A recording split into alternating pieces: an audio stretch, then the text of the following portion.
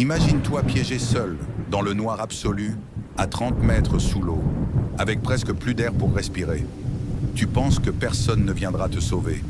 Et pourtant, en mai 2013, un bateau de ravitaillement naviguait au large du Nigeria. Mais à cause d'une énorme tempête, le navire a chaviré et coulé rapidement, emportant presque tout son équipage dans les profondeurs. Parmi eux, un homme, Harrison Oken, cuisinier du bateau.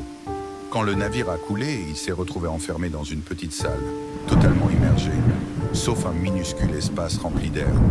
Dans le noir absolu, seul, il pouvait entendre les requins rôder dehors et l'eau glaciale monter petit à petit. Les heures passaient.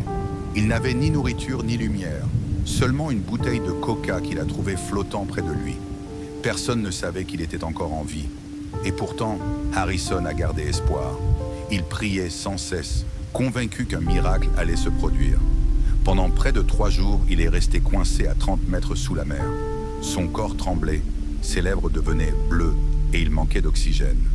Mais il tenait encore. Puis, un bruit étrange.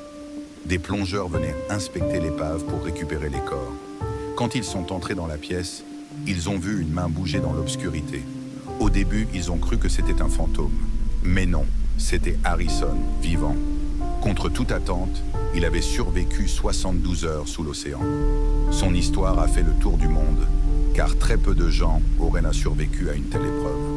Cette histoire nous rappelle une chose. Tant qu'il y a une petite étincelle d'espoir, il y a une chance de survie. Même dans les moments les plus sombres, ne baisse jamais les bras.